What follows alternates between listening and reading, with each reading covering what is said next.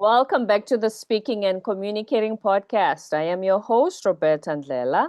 If you are looking to improve your communication skills, both professionally and personally, this is the podcast you should be tuning into. Communication and soft skills are crucial for your career growth and leadership development. And by the end of this episode, please log on to Apple and Spotify and leave us a rating and a review. Now let's get communicating with Alesia Galati, all the way from North Carolina. Oh, I think the food is really good over there. She runs a podcast management agency. Talk about a perfect fit for not only our show, but for any listeners who are thinking of starting their podcast.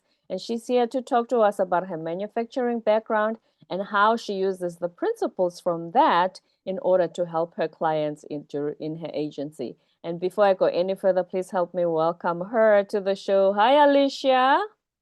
Hi, thank you so much for having me. I am so excited to chat with you today. I am excited that you are here. Welcome to the show. How's North Carolina today?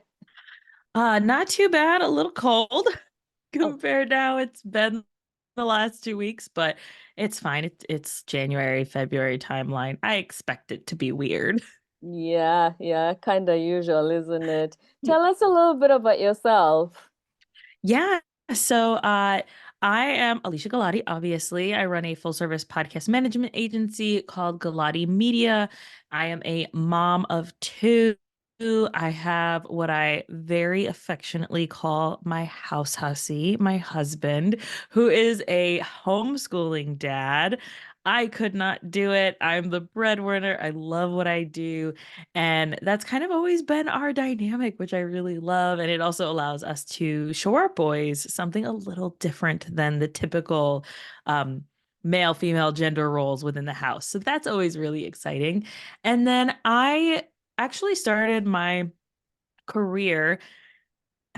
This is going to be so silly. If you're not from the New Jersey area, you'll be like, wait, what? But I grew up in New York, moved down to New Jersey when I was 11, and then grew up there, ended up meeting my husband at a local community college. And I was pumping gas at a Wawa. Yes, that is a job, actually pumping the gas for people Hold in New up. Jersey. I am South African. When I first came here, I said, "So who's gonna pump your gas?" When it was my friend's car, I said, "I have never touched a gas pump. I've never changed my own oil or water. I've never uh, pumped my own tires.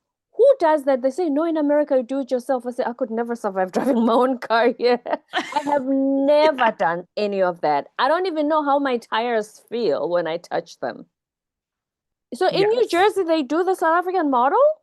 I don't know if it's still a thing, but you're looking at 2013, 2014, it was illegal to pump your own gas. Like we could get in trouble, the person could get in trouble, straight up illegal. And they were only one of two states that actually had gas attendants. So that was really interesting. And so I was pumping gas and like have tended to be in a more male dominated industry, as you'll hear through my story. Mm. I'm pumping gas outside in the elements and I'm networking with people. And I'm an introvert, but I'm like, I need a better job than this. I'm asking people what they do for their jobs. I'm asking them if anybody's hiring. I am connecting. Ended up connecting with the head of US production for a production company where they worked with specialty gases, and these gases were mixed to create the microchips within phones. Crazy stuff. Mm-hmm. Ended up connecting with him and putting his name down on a application, not realizing that he was really high up in the company. And so they were like, oh, well, we'll give this girl a try. Let's see. Ended up going into manufacturing, working my butt off, moving up within the company to the point where they were like, well, we don't want to lose you. And I know you want to move south. So let's relocate you to our facility in North Carolina.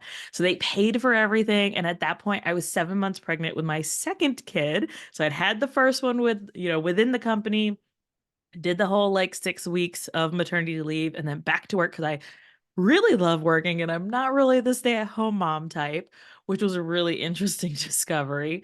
And then being able to move down to North Carolina, like I said, they paid for everything, relocated me. And then I was with the company for about 3 more years from there and Mm. moved my way up from working out in the would say field, but that's not exactly right. It was like a cylinder field. It was just like an area filled with cylinders. Think your oxygen tanks and things like that, but like 10 times bigger.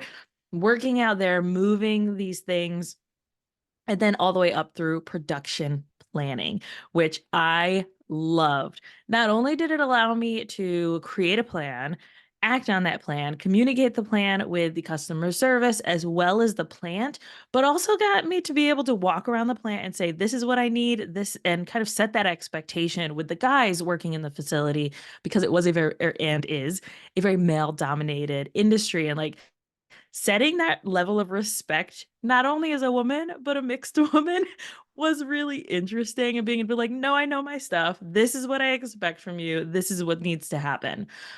But fast forward, I was driving 1 hour to my work, then an hour back home every morning and every night.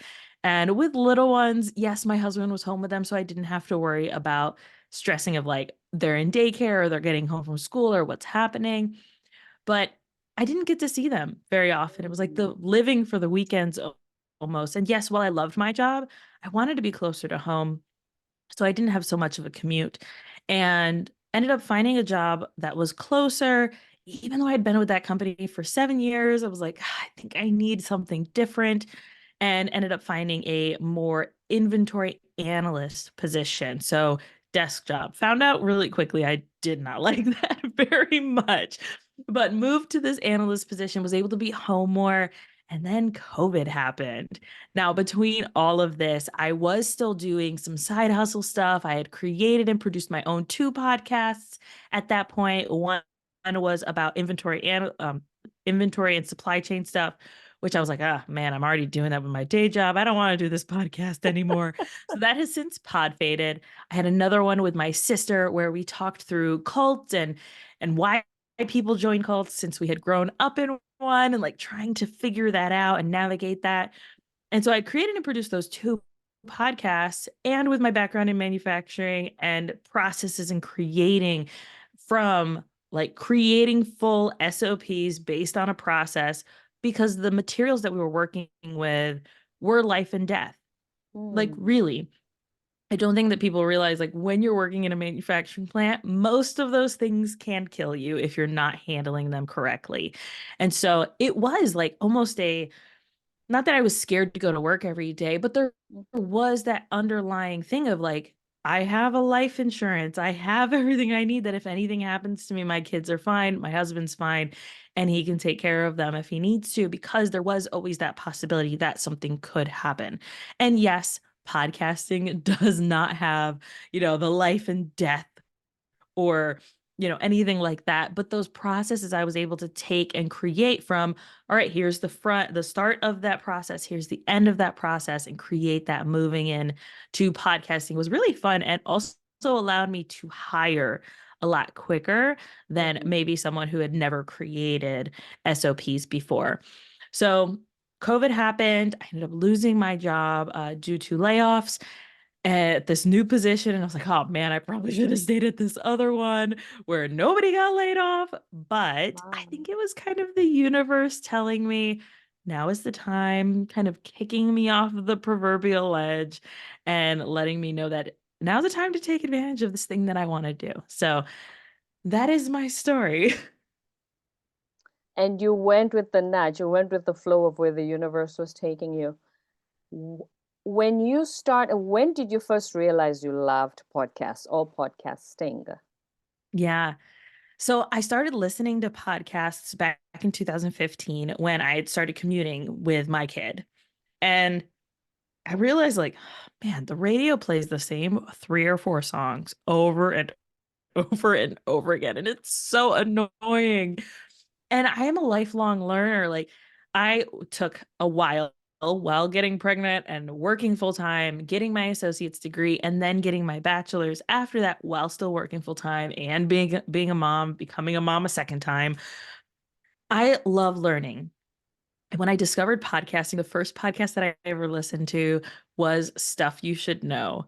And I remember going into my work and telling my boss at this manufacturing plant, I mean, podcasting was like, what? No, nobody knows what podcasting is. And I was like, oh my goodness, I listened to the craziest podcast today. Did you know that? And then I just went off on all these things that I learned. And I was so excited. And of course, he's like, okay, Alesia. But I was just like, this is so cool. And so every day I would just listen to new episodes. And I ended up finding the entrepreneur space via podcasts, which was really cool and also changed my life, obviously. But then when I would say in 2018, when I started my first podcast, I was like, look, I'm going to do this. I think this is a great way to create content. And yes, it was. But I don't think that I was ready yet to actually have a podcast on that topic because, yes, while I knew a lot of things about it, I wasn't really passionate about it. So it was more about here's the things that you should do, here's the things you need to do, but it wasn't like the excitement that I have when I talk about podcasting. I mean, if you I listen can to see it. anything, Yes. Mm. I get super excited about podcasting, and that comes across in my voice. So that was kind of when I discovered I'm going to give this a shot and see how it is. You know, it's interesting because I never thought I would be a podcaster. When I was younger, I sang in choir, I would lead music in church, I would do all these things. And when I was 18, I went away to Bible college and I got really sick. And it completely changed the baritone, my voice from like a soprano to a baritone, where like when I went from singing in the choir, it was soprano the first year of Bible college. And then the second year, it was me singing with the guys. And I remember just how devastating that was for me because it completely changed everything about me and everything I had kind of known about myself up to that point. And then, of course, working in manufacturing with guys who can be jerks with some of the things they say. I had a guy tell me, oh, at least you have one of those voices that just makes me want to punch you in the face. And I was just like, Oh, what? Rude much? And to like, actually say that out loud. right. And my boss was like, you can't say that to people. Like, what's wrong with you? But like, also, like, that can be internalized, especially after what I had gone through. And so it never really occurred to me of like, podcasting is going to be the thing that you're going to do with your voice that you really don't really like. So it's been really interesting. Quite a journey of like, okay, release. I have great information. This is the best way for me to express it. And I'm going to do that thing. Seems like you keep having this repeated theme of the universe is nudging you a certain direction. So it did that with your voice this time. And what happened when you started podcasting? Did you just immediately know this is what I want to talk about? There's my target audiences, and this is what my dream or my long-term goal for the podcast is. So for that first podcast, it was more about using my marketing degree, knowing how to do that market research, discover who my audience would be, and then what the topics they would need to know were. And so I did that research up front, which also allows me to kind of get out of my own head of like, no, the data says this, that's where the direction we're going to go. So that Mhm. really helped. And then when I started the podcast with my sister, I actually didn't think that anyone would listen because so this was after my mom had passed away. She died of an I'm overdose. so sorry. And we were like, why did she join the cult in the first place? We couldn't ask her at that point. And so it was kind of more therapeutic in processing our grief and our childhood traumas and like all of that stuff.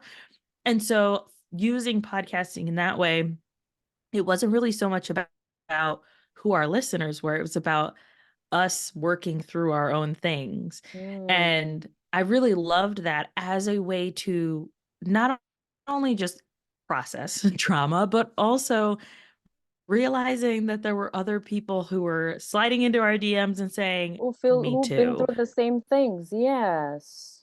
Yeah. Yeah. And so that really helped me be able to see like it doesn't matter anything that anyone has said in the past. If my message is going to reach the right people, then that's what really matters. It doesn't matter that I don't like my own voice. Cool. I can hire out the editing because I don't want to hear myself talk, like there are ways around it that are very possible. I can run it through a transcription service and say, what in the world did I say in this episode? Like there are tons of things that you can do if you're someone who's like, I don't want to hear my own voice, but I know that what I have to say is impactful. And really just being able to stand on your own 2 feet and say, this is what I'm going to say, that really helps a lot. Mm-hmm. And what got you starting the podcast management agency, and what do you actually do there for your clients? Yeah.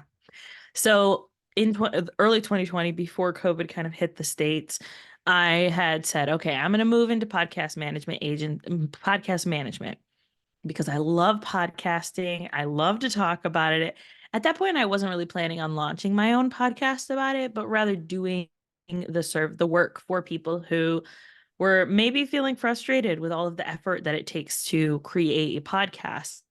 So I was able to take everything that I had learned from the previous 5 years of creating blogs, doing social media, creating podcasts. And I'm very multi passionate. And so I want someone to just hand me raw audio and let me run with it because I will have so much fun. And so that's what I knew I wanted. And so once that was kind of my decision. Okay, early 2020, that's what I'm going to do. Proverbial ledge happened in April. And then from there, I reached out to my network of Facebook friends, which had already built up to be some entrepreneurs and things like that, and said, hey, this happened. Does anybody want to launch a podcast? Obviously, this is going to be extremely discounted because I'm testing this out to see if this is even something I want to do. Launched 2 podcasts that summer and said, oh, yes, this is definitely something I want to do. So we do everything from launching the podcast, and for our launches specifically, we actually handle everything. We do not do half of the services for launches. That is something that we have found really works best for the results that we get for our clients.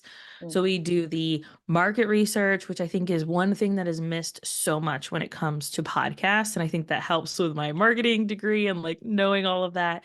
Doing that podcast market research. What are other people doing? How can you differentiate your podcast and the things that you're saying and how you're saying them from other people in the industry? Are other people podcasting about what you're podcasting? What are some of those topics that are really popular? Looking at who your ideal listener is, doing all that research up front. While it is boring, I get it. Mm. It can help you be able to sustain a podcast because 90% of podcasters actually stop at about 25 episodes. They don't make Mm. it to that 25 episode mark, which is really devastating, right? For someone who loves Do they podcasts. stop because the numbers are not coming or they run out of content? Why do they stop? Have you been able to distinguish that and find out what the reason behind stopping is? So it's usually a few things, both of what you said, where either they've run out of content, they don't know what to do, they have not created a workflow, which is where my background in manufacturing really helps, where it's like step by step, here's everything you need to do from idea to marketing, get it out there. And so we have resources for that, which is really great to be able to keep people consistently showing up for their show. They, that fear, honestly, of like, I don't know that what I have to say is important because the numbers are low. But the thing is, if you are getting 35 downloads within your first 7 days of an episode going live, you're already in the top 50% of podcasters. Mm. That's it. You just need 35 people to listen to your podcast within that first 7 days, and you're already doing better than half of the podcasters out there. So when people don't realize that number, they think, oh, I didn't get thousands of downloads this We all month. want Joe Rogan numbers. I know. And but the thing is like, I know. while people want Joe Rogan numbers, and I hear this all the time, like, but Joe Rogan, yes, yes, and I mean, Joe Rogan was a household name in the 90s with Fear Factor. He has been on the scene and he was doing his podcast for Mm, years before Spotify gave him $1 million deal. It's going to take some time, right? And so also noting this is a good example. So I have a client where she just hit 100,000 downloads. Actually, no, a year ago, she hit 100,000 downloads. And she was excited and also sad. And I was like, right. well, what's going on? What's happening here?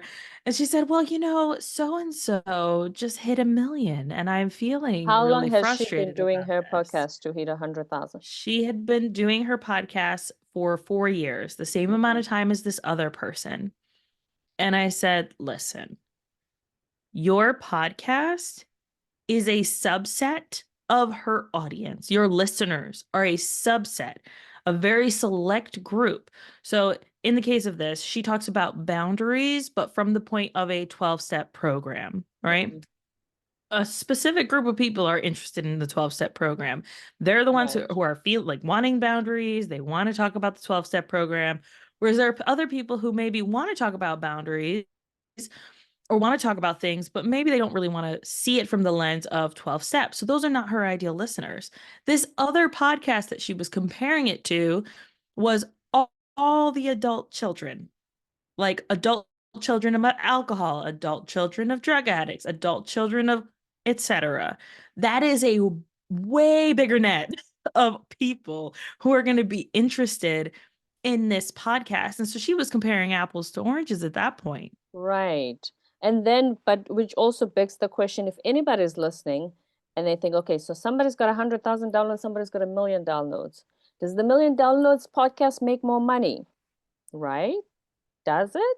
Exact. So I wouldn't even say does it make more money? Does it achieve the lifestyle that that person is set out to want? Right. Mm-hmm. And so my client who's able to get clients from her podcast to fulfill a full-time income, Mm-hmm. not have to produce her podcast because we handle it. And then this Right. other person who is doing everything from A to Z to manage her podcast and has sponsors. And so she's not even getting clients for herself. She's doing sponsors, which at that point, when those types of numbers, you're looking at anywhere from 500 to maybe $1,000 per episode. So yeah, she might be getting that, but with all the effort that she's putting in, and Mm. if her numbers drop, then that makes her sponsorships drop. Like there's so many nuances to it. Mm-hmm. Whereas this client is able to have 9 clients, right? Like one of my clients has 9 clients Yes. working through boundaries, doing something that she loves, and not having to stress about her podcast and using that as a funnel to bring in the types of people she wants to work with and the money that she wants to make. Is the set like, okay, that's great. But Mm-hmm. also, I think this is a really important part to kind of drive home is they're both successful Yes. because it goes back to what are their goals for their podcast? Is it to get sponsors? Cool, you're doing that. Awesome. Yeah. Is it to get clients? Cool, you're doing that. That's awesome. Both of those, no matter which, what the numbers are saying, it doesn't matter because you're achieving your goals, which is why I focus really heavily on what are your goals? Let's help you achieve those. Mm-hmm. And like you said, podcast management agency, and you do all of that, which is what you've explained to us. Are your clients individuals, professionals, or businesses? A variety. So we have worked with nonprofits, we have worked with investment firms, we've worked with agencies that are, so we have some startup marketing agency podcast clients. We had there were 2 women that I love to highlight. They have since stopped podcasting, but they had a business where they were teaching women to create website designing companies. So women in STEM, like that was such a subset. They were getting maybe 100, 150 downloads per episode and were able to sell out their group programs because they were so niche, so careful about who they were talking to, what they were talking about, and they were achieving their goals, right? So like it doesn't matter if you're the nonprofit who's looking for more visibility for your nonprofit or the small business. going back to those goals. And that's why I love what we do, because yes, we provide the production and the marketing and all that stuff, but there's so much behind the strategy that we talk about, and all of our clients get strategy, whether they're editing only or full service. It doesn't matter. You're getting Alesia. So that is kind of like Right. how it goes. And so like Yeah. going back to those goals and then, okay, how are we achieving those goals? That is what's important. And each time you've spoken about the coaching that you monitor, how do you tailor make your podcast content to include the coaching or to be able to attract coaching clients based on them listening to your podcast? Yeah. So there are a few different ways that I recommend people do this. If you're a podcaster and you're like, look, I want my listeners to turn into clients, how do I do that? One of the things that I recommend is talk about your services. So many people don't do this thing. And I remember talking to someone when I first was starting into this space. I was maybe 6 months in. She's like, I want to get clients. And I was like, do you ever talk about what you do for your clients? You ever talk about your services? And she was like, no. And I was like, well, then do it. Come on. So they're not going to know if you don't tell them. So tell them how that you work with clients. And if that feels salesy or it feels gross, I get it. That's okay. Use storytelling. So, in the case of what I have just expressed, I have not only told you the successes that our clients have had, the struggles that they were maybe going through. It allows your listeners to see themselves in that light of, oh yeah, I'm feeling myself comparing myself to other people, and maybe I need Alesia to give me a kick in the butt. Like I've shared these stories that they're not salesy stories. I'm not saying buy my programs, pay me money. I'm giving you value. So these are ways that you can express how you work with people without it feeling gross and salesy, right? And then also letting people know that, okay, after you're done listening to this episode, where to go next. So often we miss that. Yes, we talk about how we can work with us. We talk about these stories, but we don't say, go here. Give your audience an action to take after the episode. In this case, I mentioned we have the free workflow. We also have a free podcast launch roadmap. Like there's so many places that I can send them of, all right, send them to download this freebie, to get access to this free thing, or that I can then nurture them via email, or maybe I tell them to send me a DM, ways that I can connect with these listeners on a deeper level. That is how you're going to take your listeners and turn them into leads. Which is very much what most podcasters are looking for, as you said, but sometimes we don't actually say. I think I've been guilty of that too, especially when I started. I didn't mention that, hey, I coach on the communication skills, the public speaking, the soft skills. Like you said, sometimes we have this subconscious fear of, I don't Yeah, want to sound salesy, and then they're going to write that on my ratings. I know. Yes. Alesia, any last words of wisdom for anyone thinking of launching a podcast, how to monetize it, how to use it to attract clients, all the stuff we've spoken about today? Yeah. So I would say that might seem kind of silly, but I actually don't think that everyone should have a podcast, which, like, obviously I make my money from people having podcasts, but I have sat in with potential clients and said, look, you're not ready. I'm sorry, not sorry. You're not ready to have a podcast yet. And usually, what indicates that for me is that they're not clear on their message, which, if I go back to pre Alesia, where she had that first podcast, Mm. not really enjoying the topic or being able to articulate it in a way that can turn those listeners into leads, right? Or create that entertainment or that excitement via that second podcast with my sister. So you're not really sure who your audience is or who those potential listeners are. Maybe you're not clear on your message yet, or maybe you're new in business or new into Mhm. transferring these skills to your podcast. I think that it's really important that you get on other people's podcasts to help you hone in on those articulating skills. Hire Roberta to help you articulate Please do. skills. I'm here. Yes. Like do things that are going to help you be able to express yourself in a way that's really good, because There's nothing worse than listening to a podcast where someone is really sad or does not care about the topic. Like, it's boring. We want to make sure that what you're expressing is exciting and entertaining and also can take your audience from where they are and transform their lives into something better. So, that is what I would say. Not everybody should have a podcast, but if you do go that route, definitely create a strategy, do that market research up front. I cannot express how important that is. And if you don't know how to do the market research, hi, Alesia Galati. Yes, we do that for people. That is actually what our favorite part is of that launch is to do Mm. that market research so that we can go in with clear expectations, but also it allows our clients to feel really good about, oh, there's a need for me in this market, which is always really exciting. So you can fill the gap for Yes. sure. Yes. Words of wisdom from Alesia Galati, the North Carolina-based podcast management agency founder. And so it's called Galati Media, right? Yep. Yeah, Founder of Galati Media. Thank you so much.